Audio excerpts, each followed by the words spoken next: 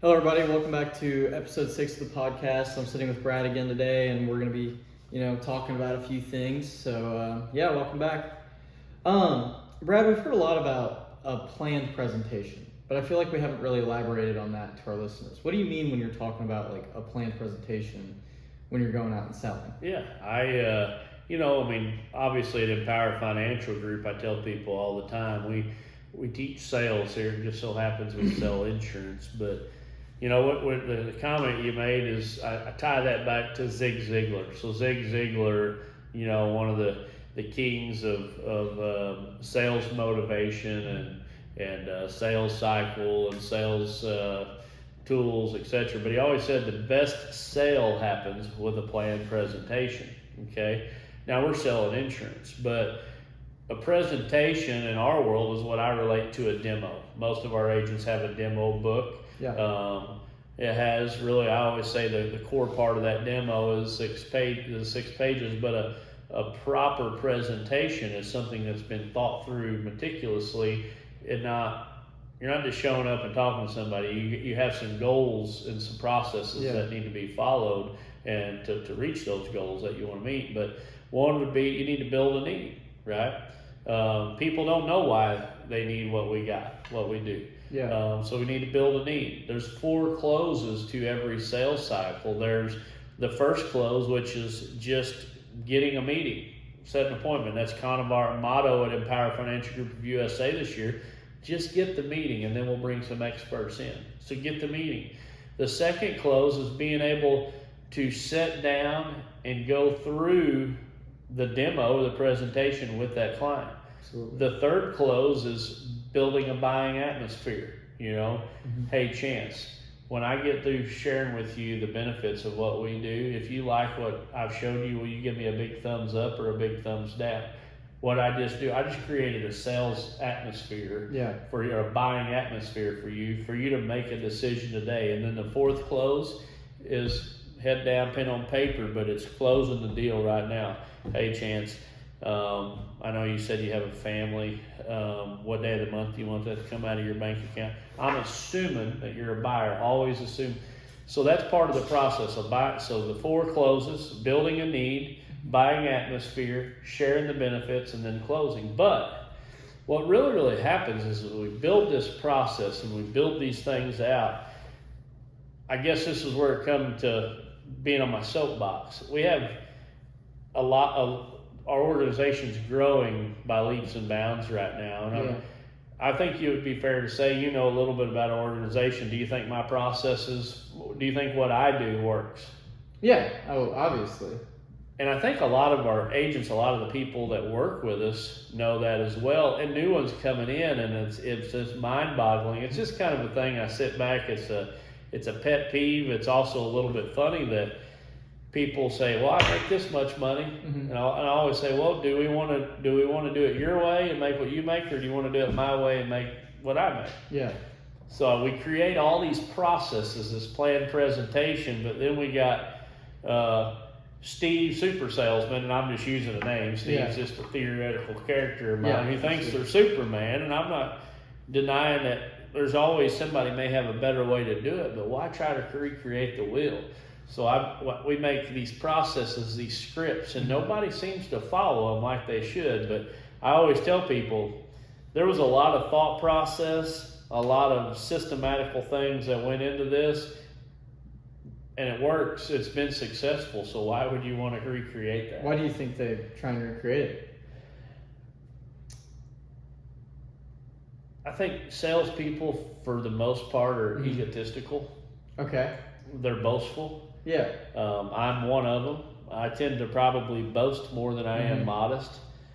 I will say that there's an old song that my grandmother passed away when she lived in Florida. Her and my grandfather got divorced. She moved down to Florida, and we went to spread her ashes on the beach at Madeira Beach in Florida. And the song that she wanted played was Frank Sinatra's song, "I Did It My Way." Yeah. So there is a portion to most humans to where they want to know that they've done it their way. Everyone wants their own thing going on. But even me, I would say now I do it my way, but I started with what somebody laid before me to begin with. Yeah. And then I took and modified that.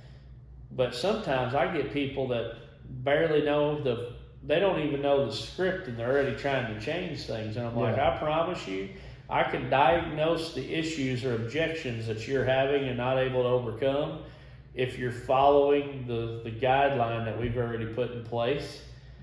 But that's usually the biggest failure is people go try to do it their own way too early. Do you think they're trying to make it almost easier for them to like get the demo? Because what you're saying is before they even learn the demo, they're going out and trying to change things up. You think they're trying to make it easier for themselves? Yeah, or I just read an email this morning with a fairly new agent, an agent that hasn't even done a case yet on his own. And he's like, hey, I need you to review this. I'm going to send this to the president of this company.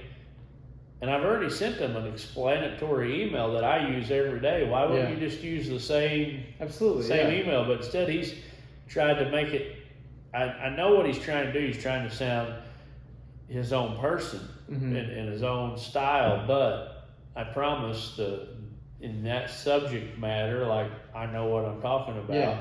And why would you just use the email instead? I had to spend 30 minutes the first part of this morning going back and critiquing and putting in red letters all the things that he's not saying properly if he would have just used what I already given. Absolutely. So salespeople are egotistical.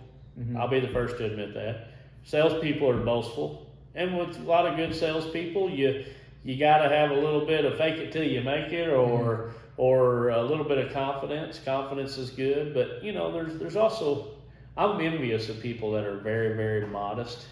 Yeah. And very mild and never boast about anything because I just wish I could be that guy. But there's the other side of it from a production standpoint. I believe people that are very confident in what they do or full of a lot of BS, as my initials say BS, right? Typically those people will push past those barriers and end up producing more than the person that's very, very, very modest.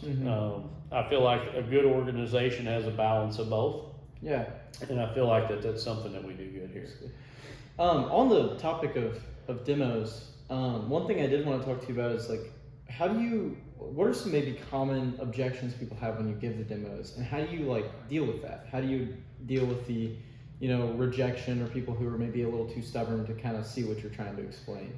It's a great point. I would say the very first thing to do to overcome objections are own the objections, bring them up first before they even address what is going to be an objection before it even comes out. So I get some salespeople who are like, well, we don't want to make something that's a problem that's not a problem yet. Yeah. Well, I'd rather just get it out of the way right now. Absolutely. So, we deal with a lot of tax strategies along with our sales process, and there's bad actors in the marketplace.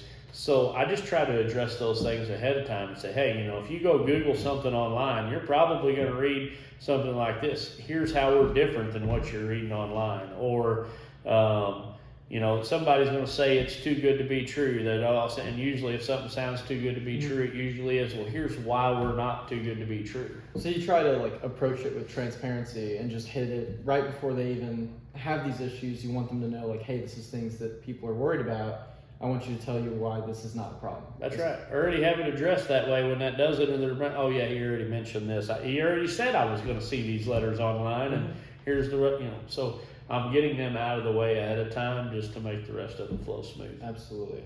So how do you kind of inform your agents to get better at this kind of thing, with dealing with objections? What are tips you can give to people to help them deal with objections and objections particularly I believe the best way to overcome any obstacle in life is two things.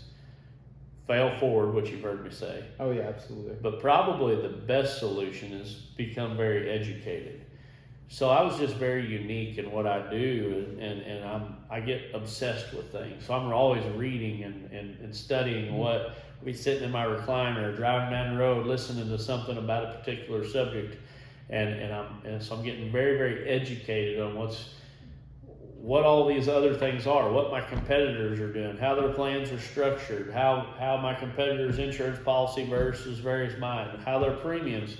So when you know all those things and somebody brings them up, and I can give a very direct, quick, credible response without stuttering around it, because I've worked with people in the past where when something confronts them or it's something that they don't know a lot about, they go in, I call it stutter mode. They start stuttering instead of speaking clearly because they don't know. Yeah. Right?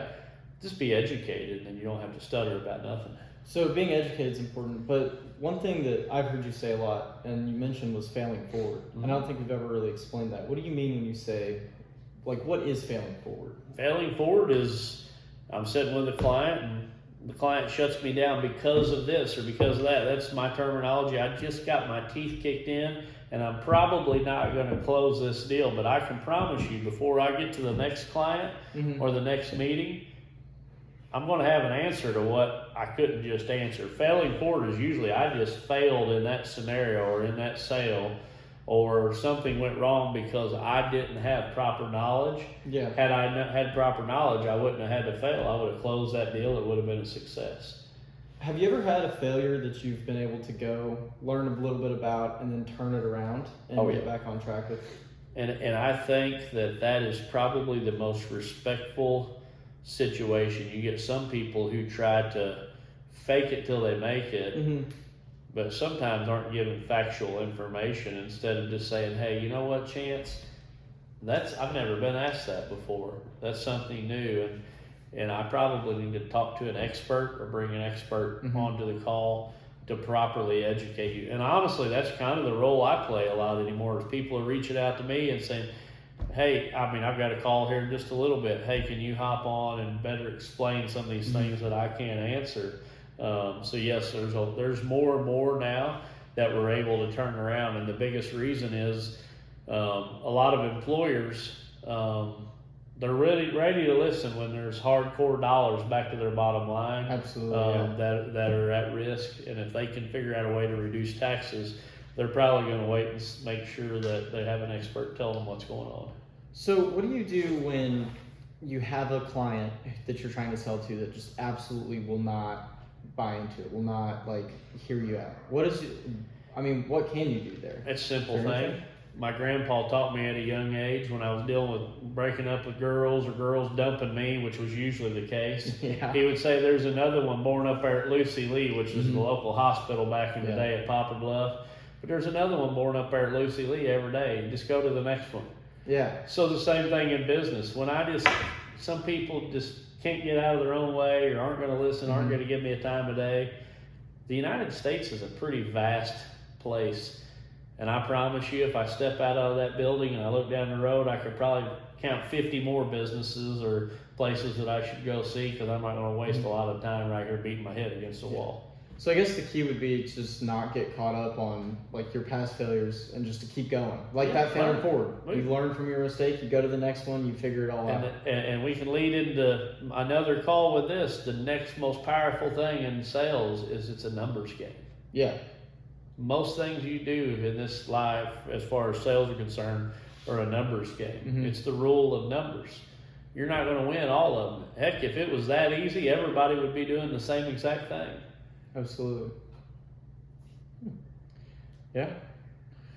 That's a good point. I think that one of the biggest things is people like to get caught up on the ones that they failed on instead of just looking forward and going to the next big deal and trying to improve themselves. That's right.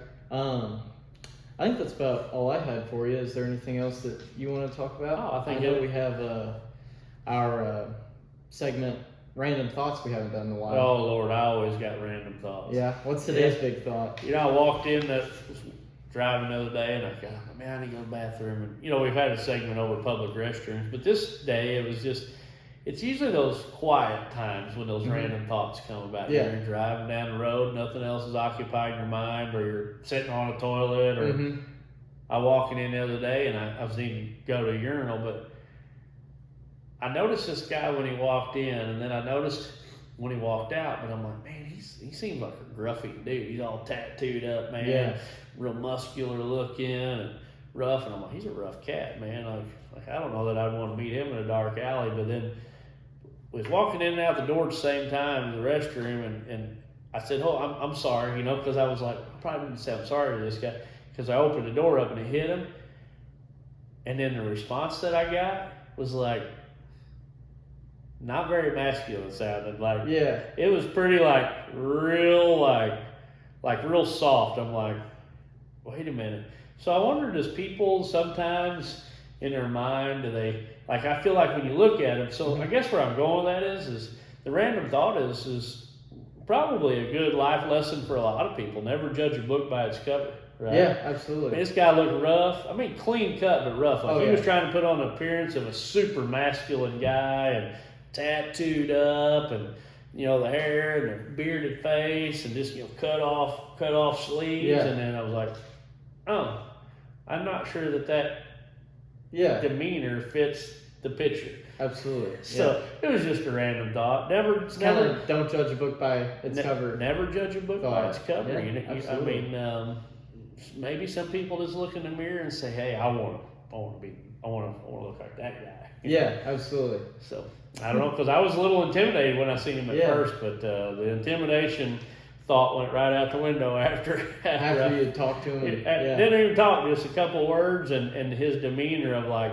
he was being more, you know, usually you see a rough guy, you might bounce off one in a crowd, and they're going to assert that wasn't the case. The picture didn't do this any justice. Yeah, absolutely. Well, yeah, I think that's all we have for today.